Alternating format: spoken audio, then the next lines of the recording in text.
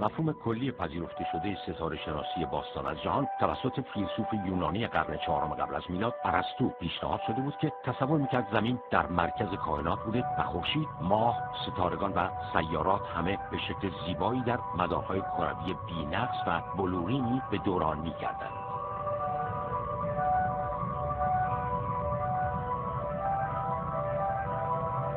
Aristotle's universe was finite. It was a big sphere.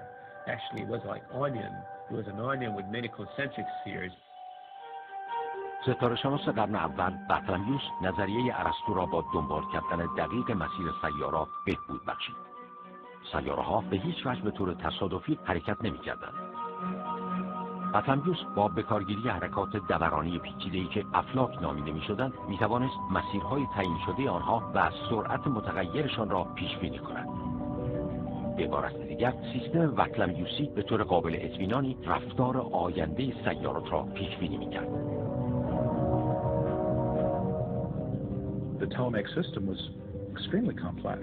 It had all these planets going in loops, and it worked beautifully, but it was just wrong. The idea that you can predict something doesn't mean you understand the fundamental principles behind it.